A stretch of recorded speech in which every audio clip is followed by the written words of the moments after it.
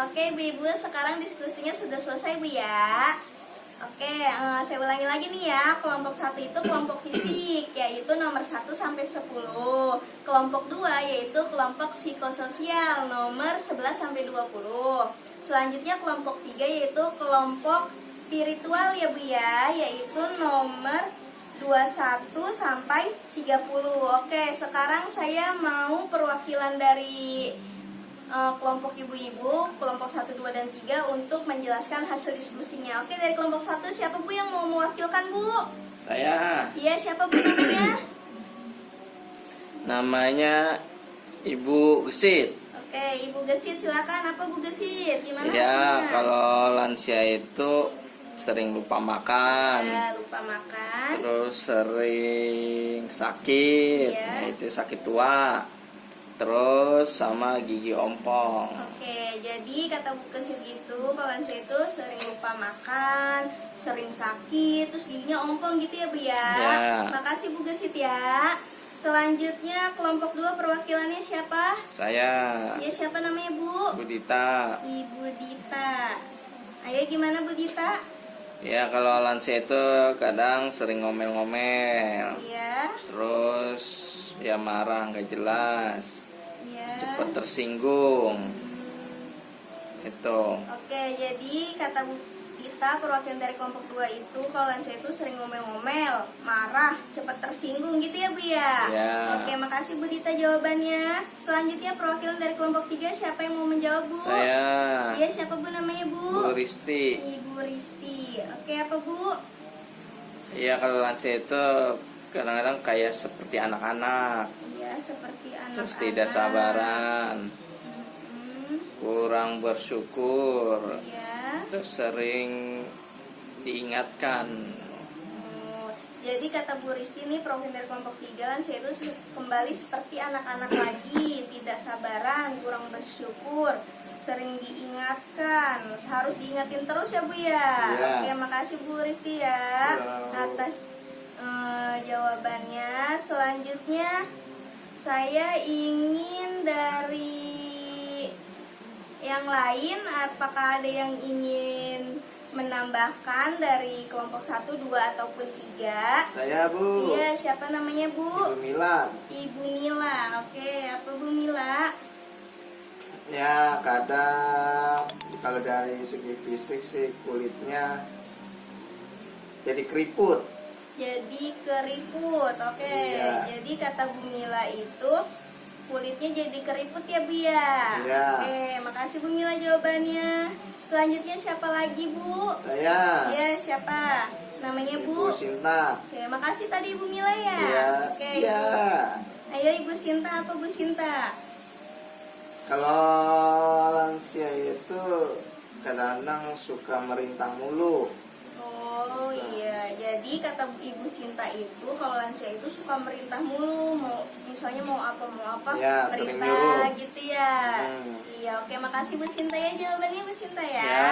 Oke, terima kasih semuanya dari perwakilan kelompok maupun tadi yang sudah menambahkan. Bagus-bagus semua jawabannya. Oke, selanjutnya saya ingin meminta bantuan nih kepada ibu-ibu, membantu saya untuk membacakan flipchart 3A, 3B, dan 3C, yaitu tentang kondisi dan permasalahan lansia. Oke, di sini siapa yang mau membantu saya? Saya. Oke, siapa Ibu Bu namanya? Mila, Bu Mila. Ibu Mila. Oke, Bu Mila bantu saya baca flipchart 3A ya Bu ya. Ya. Kondisi dan permasalahan lanjut usia dari segi fisik atau biologis. Ya. Perubahan fungsi organ tubuh yang menyebabkan terjadinya perubahan suhu tubuh, menyebabkan kulit kering atau keriput, gangguan gerakan akibat radang sendi atau tulang rapuh, gangguan panca indera, penurunan fungsi penglihatan, penciuman, pendengaran, dan pengecap. Terus gangguan saluran kencing tak terkontrol, gigi mulai goyah atau tanggal. Terus muncul penyakit Alzheimer, kepikunan, stroke darah tinggi, radang sendi, dan lain-lain. Oke, terima kasih Bu Mila ya sudah membantu saya membacakan flip chart 3A. Oke, jadi kondisi dan permasalahan lanjut usia itu, yang pertama itu ada fisik atau biologis, yaitu perubahan fungsi organ tubuh yang menyebabkan terjadinya pertama perubahan suhu tubuh. Ini yang menyebabkan kulit menjadi kering dan keriput. Seperti yang tadi Ibu Mila katakan Bu ya, jadi keriput tuh. Selanjutnya gangguan gerakan. Nah, karena akibat radang sendi tulang rapuh sehingga gerakannya menjadi lebih lambat. Selanjutnya gangguan panca indera, yaitu penurunan fungsi penglihatan, penciuman, pendengaran, dan pengecap. Pengecap itu rasa ya Bu ya. Jadi semuanya itu menurun, penglihatannya, penciumannya, pendengaran, dan perasanya atau pengecapnya. Selanjutnya gangguan saluran kencing. Nah, kencingnya ini jadi kalau kita tuh bahasanya beser ya Bu ya. Jadi beser ya Bu ya, gangguan saluran kencing, jadi pipis mulu, kencing mulu Bu ya. Selanjutnya gigi mulai goyah atau tanggal. Nah, di sini tuh giginya mulai ini Bu, mulai copot ya.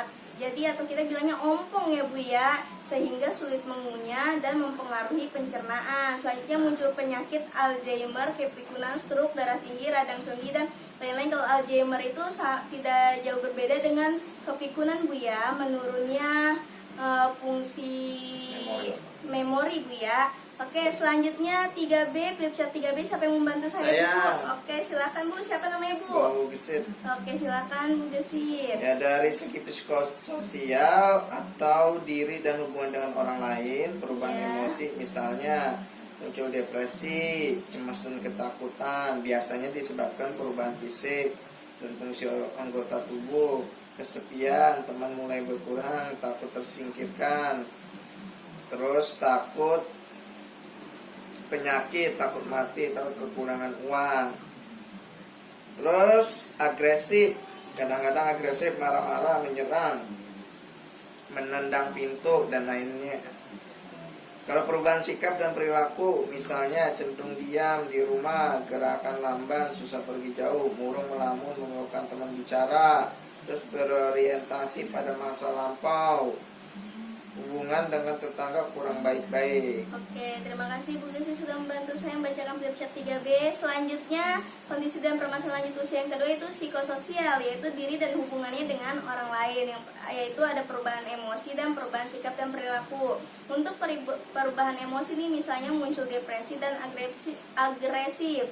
Untuk muncul depresi ini seperti cemas dan ketakutan biasanya disebabkan oleh perubahan fisik dan fungsi anggota tubuh. Biasanya itu yang sudah menua, terus yang sudah mulai keriput itu. Selanjutnya kesepian, teman mulai berkurang, takut tersingkirkan karena takut penyakit, takut mati, takut kekurangan uang, jadi pikiran negatif terus Bu ya.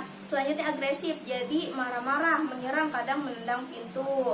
Dan selanjutnya itu perubahan sikap dan perilaku, misalnya itu cenderung diam di rumah, gerakan lamban, susah pergi jauh, jadi dia lebih di rumah aja gitu Ibu, yang nggak kemana-mana. Selanjutnya murung melamun, memerlukan teman bicara. Nah, di sini Ibu sebagai anggota keluarganya harus sering mengajak lansia berbicara. Selanjutnya berorientasi pada masa lampau, jadi dia terbayang-bayang terus nih Bu sama masa lalunya pada saat dia muda. Selanjutnya hubungan dengan tetangganya kurang baik-baik. Nah, di sini nih perlu Bu adanya bertetangga, yaitu berbicara dengan tetangga, jadi ngajak lansia itu ya bertetangga, main ke rumah tetangga gitu Bu. Selanjutnya untuk flip chart 3C siapa yang membantu saya Bu?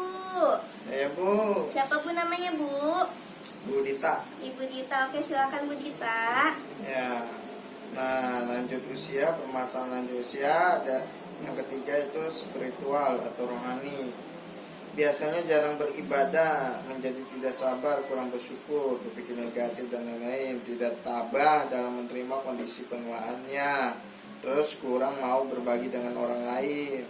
Selanjutnya terakhir selalu menunjukkan super powernya dan menganggap diri selalu benar. Oke, terima kasih Bu Dita sudah membantu saya membacakan flip chart 3C ya. Jadi kondisi dan permasalahan lanjut usia yang ketiga selanjutnya itu spiritual atau rohani. Jadi yang pertama itu jarang beribadah sehingga menjadi tidak sabar, kurang bersyukur, jadi terus berpikirnya negatif terus nih Bu. Jadi kalau lansia jarang beribadah, lebih baik kita ajak Bu ya untuk rajin-rajin beribadah, mengingatkan lansia untuk beribadah Bu ya. Selanjutnya tidak tabah dalam menerima kondisi penuaannya, karena menua, karena harus memakai alat bantu. Nah biasanya ini dia jadi tidak sabar, misalnya yang kurang mendengar dia memakai alat bantu pendengaran gitu ya. Selanjutnya kurang mau berbagi dengan orang lain. Nah di sini nih kita harus mengajarkan lansia bahwa kita itu hidup tidak sendiri, kita itu membutuhkan orang lain Bu ya. Selanjutnya selalu menunjukkan super powernya dan menganggap diri selalu benar. Nah kadang di sini lansia itu suka merasa egois bahwa dia itu yang paling kuat Bu, yang selalu benar. Jadi kita harus mengajarkan lansia itu bahwa apa yang kita lakukan tidak semuanya benar Bu ya. Oke Ibu-ibu, sampai di sini semuanya paham? Ah, Oke, terima kasih Bu. ya.